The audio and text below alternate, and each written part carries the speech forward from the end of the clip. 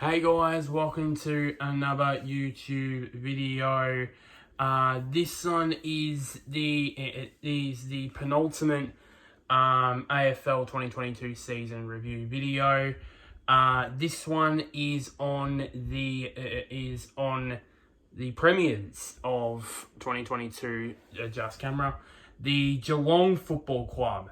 And wow, what I'm just gonna get into it here. What a season from the Catters. I mean, how appropriate. Of course, I'm actually, as I'm recording this on a Monday night, I'm actually packing, preparing to go to Geelong. But you probably, if you this will come out, I will be in Geelong. I will be in Geelong. More accurately in Port Fairy, just relaxing, that sort of stuff for the New Year. So let's get straight into it. So last year, Geelong, they were seconds away from being minor premiers. Unfortunately, they got pimped by none other than Max Gawn. Then they lost to Port Adelaide in the first final. They did beat GWS in the semi-final, but unfortunately they got beaten by the eventual premiers, smashed by eventual premiers Melbourne to the tune of about 80-odd points or something like that in the prelim, and everyone was saying, oh, they're too old, and even I said pre-2022 that this was their last chance to win a flag under Chris Scott, because with the age bracket that they are now, and they'll have so many players, soon retiring. Soon retiring. In the early stages, I think that they've had some shock losses, which we'll get to in a bit.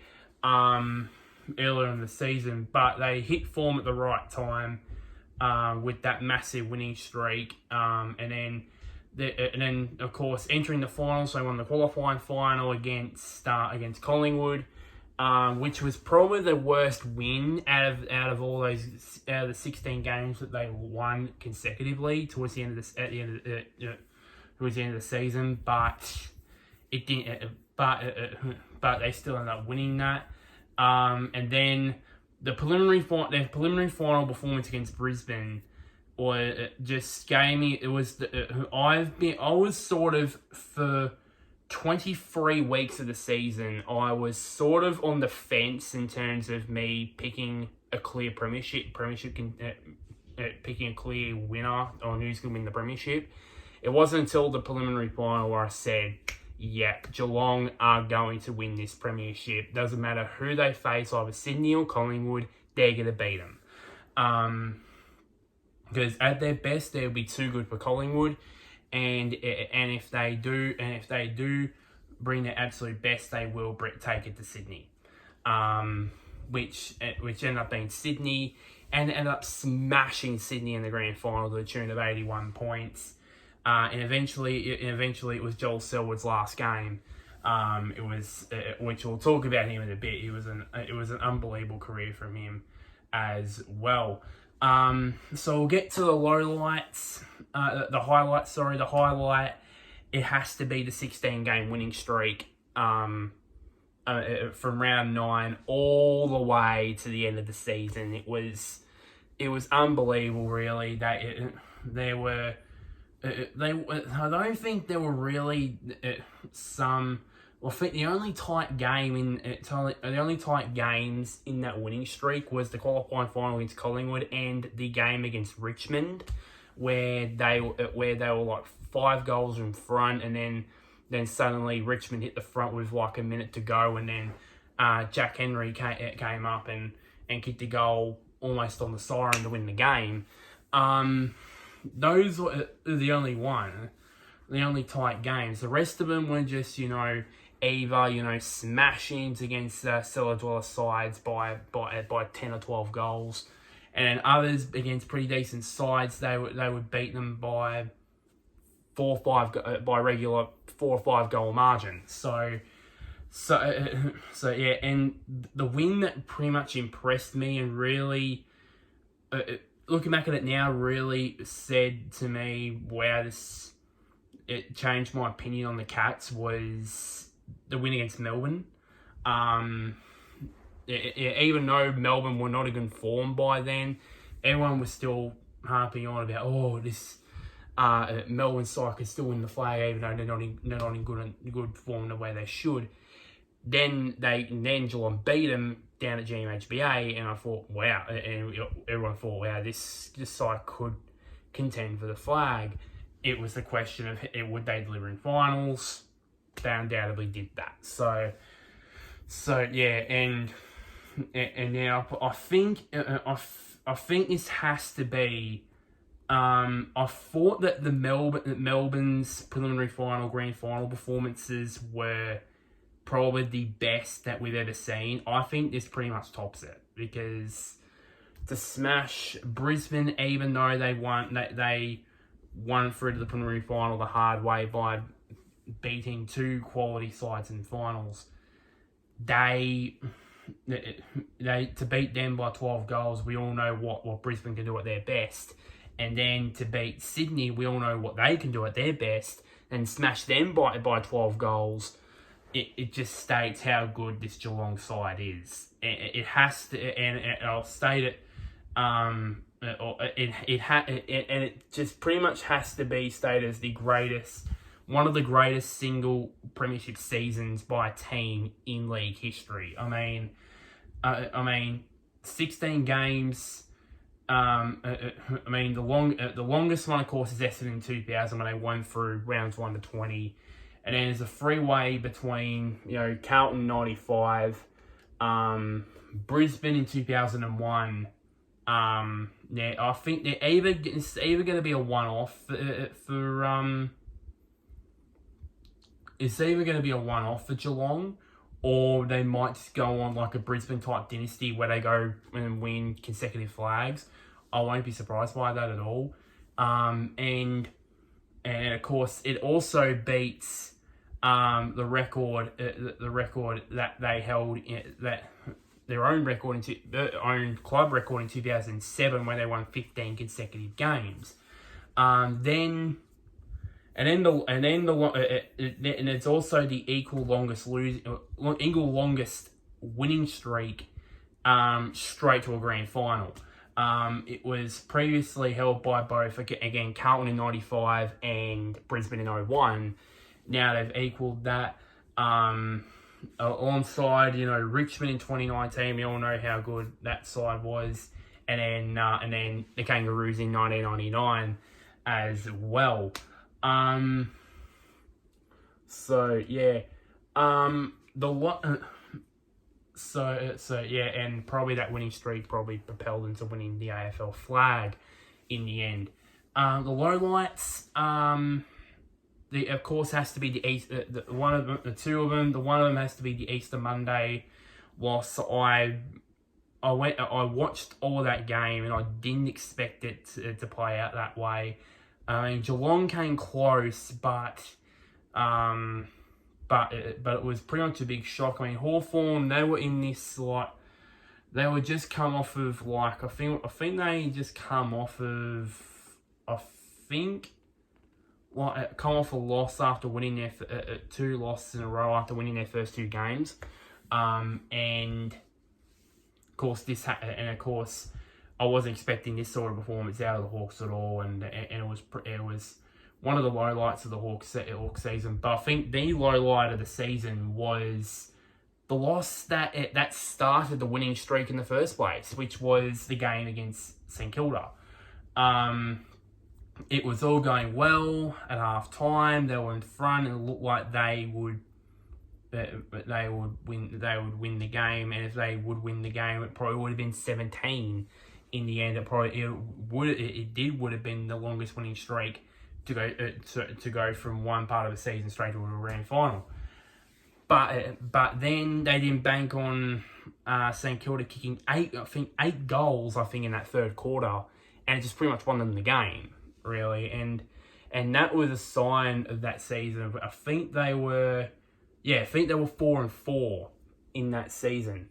They ended the season with 18-4. So basically, they were 4-4. Basically 4-4 in that season, and everyone thought, there could be some bit of doubt screaming about Geelong's premiership credentials. Unfortunately, that was false, where they went on this massive winning streak of 16 in a row. My mark out of 10, I mean, there's only one marker for this, so I ranked it since they're premiers 10 out of 10. I mean, 16 games in a row. Games in a row.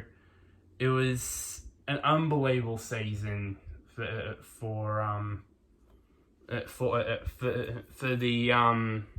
Geelong. And I heard somewhere that I remember after, I think there was this On the Couch episode on Fox Footy after the grand final, and they said during that that in all statistics they were ranked number one. The last time that they did that was 2007, and we all know what happened. They basically won everything. They won everything. They won the minor premiership. They won the premiership. They won the Norm Smith. They won the Brownlow. They won the Rising Star. They won everything that year. They even had like 5 or 6 Australians in that team in 2007. We all know how that went. It was just unbelievable. It just an all-round unbelievable season. It's going to be a season to remember for Geelong supporters. As I said, it's either going to be a like Carlton in '95. It's going to be a one-off, or it's going to be like a dynasty type of thing where they go on winning consecutive flags like Brisbane managed to do from 01 to 03. So the play. Well, firstly, let's start off with. Now I'll get to the players. I was going to do these two separately, but now I'm just going to do them combined. And that is Tom Hawkins and Jeremy Cameron. It was a bit of a slow start last year to that partnership because obviously Jezza had an interrupted pre-season 2021 and didn't play the first 5 or 6 games in that year. It was largely interrupted. And then eventually Cameron missed all bar one game this year, and then Hawkins played every single game. I mean, 67 goals this year, and then 67 goals for Hawkins this year compared to 65 this year for Jezza. Both of them, by the way, have the exact same goal average per game this year with 2.7 goals per game, by the way. Combined, they scored 132. I think they scored. I'm trying to figure this out. Trying to figure this out. They scored. I'm gonna do some quick research. Do some quick research here. Trying to figure out how many goals they scored throughout I think they scored 310 goals throughout the entire home and away season. And who knows how many goals they scored in finals, but I'm not going to get to that. They scored 132 goals, so it's pretty much almost a quarter of Geelong's goals was scored between Hawkins, Cameron, and the next guy, which ironic is the next one to talk about, is Tyson Stengel. what a story. He is undisputedly the story of 2022, no doubt. I mean, in his first 3 years, when he was at Richmond in 2017 with Lil, when he was at Richmond and then Adelaide, he had more opportunities at Adelaide than he was at Richmond. Well, obviously Richmond won the flag when he first played there in 2017, but he couldn't crack the team in 2018 after they won the flag.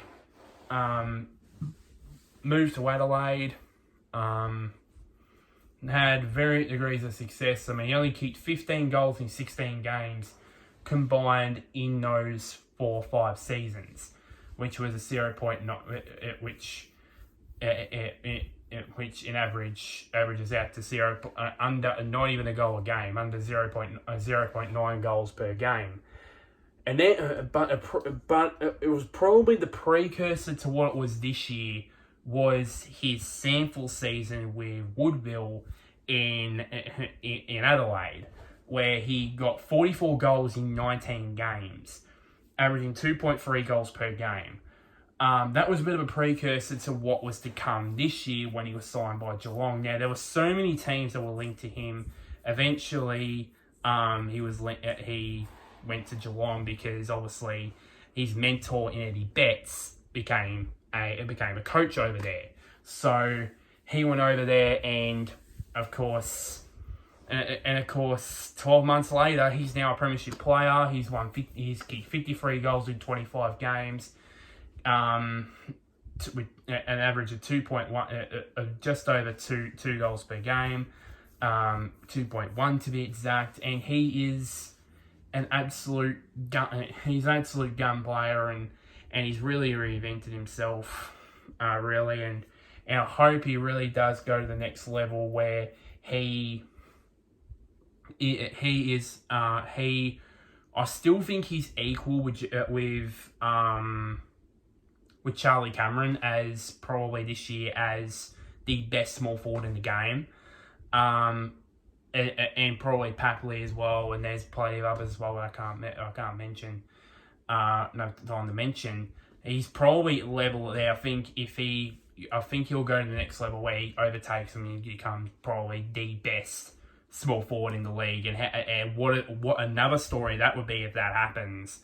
If that does happen, where he was cut at the end of 2019, at the end of 2020, and then 2 years later he returns and becomes the best small forward in the AFL. That is a much bigger story in itself, really. The next player I want to talk about is, of course, Patrick Dangerfield. Finally, after so many years of being at Adelaide and then eventually going to Geelong and wanting to get that elusive premiership, he's won everything. He's won best and fairest, Australian, Brownlows, but he hasn't won that elusive. He's been in grand finals, but not that elusive, not winning that premiership. And finally, he has that monkey off his back in 2022, in a season where it was sort of like two halves for Danger. From rounds 1 to 10, you can tell he was struggling a little bit.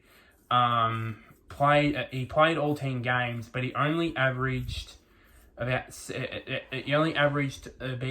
tick over 17 touches a game, which is not good for someone of Dangerfield's caliber. He normally gets around 25 to 30 touches a game, really, in that sort of way. And then he was out for a period of like 5-6 weeks. It was like basically like a mini preseason for him, where he got his body right, and he definitely performed much better. I mean, from round 16 when he got back in the North Melbourne game to the grand final, his average went up exactly by 6 in terms of disposals per game to 23.2, and then also kicked more goals in his last 10 games of the season than it was his first 10 games before he went out for about a month. kicking 4 goals in the period between round 16 and the grand final, compared to round 1 to 10, where he kicked only 3. So I believe that if he gets his body right, and if he gets his body right and has a full season under his belt like he did for the second half of this year, then there's no doubt about it that he will be back in contention for the Brownlow again. No doubt about it. About that.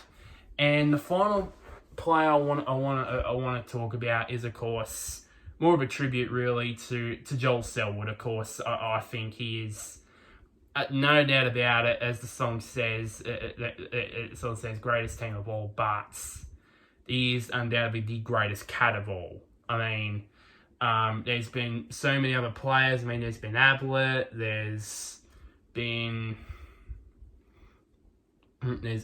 there's been Brownless, there's been, Red Chicky in the past, and Polly Farmer. All these guys have played for Geelong over the years. He has to be the greatest of all. I mean, the stats don't prove justice. I mean, 355 games, four-time premiership winner, a premiership captain, won the 2007 Rising Star Award. Won the 2007 Rising Star Award. A winning percentage of 73% over his playing career, which is absolutely mental, really. He came at a time where they were, Geelong were reaching their lowest point in the 2000s, and then basically he came into this dominant side, and it's just kept on going for the last 10, 15 years. And I think as I said, he is the greatest. He's not one of the greatest cats of all. He is in my opinion, the greatest cat of all time. No doubt about it. Record stands up, definitely, and he bowed down in style. I mean, by lifting the Premiership Cup up in the air, and it was something that he'd been wanting to do ever since he became captain, really, and that was lifting the Premiership Cup, and it was undoubtedly in his last year he did.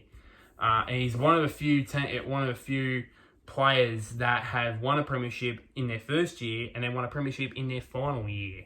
So it was undoubtedly a great season, and I wish Joel all the best of luck for the future, definitely, for him. Lastly, the one that's under pressure, and it's the whole playing group. I mean, they've conquered the Holy Grail, within the highest achievement you ever have as a team in this sport, winning the AFL Premiership. What's next? I mean, looking at this current list, I mean, the veterans here, they have, look at this list here, ones are going to be over 30 by the time next year comes around. Hawkins going to be 35. Isaac Smith, the Norm Smith medalist in the grand final, he's going to be turning 34. Patrick Dangerfield, 33. Zach Tui, is going to be 33. Blitzards, Duncan, Rowan, Stanley, they're going to be 32 years of age next year.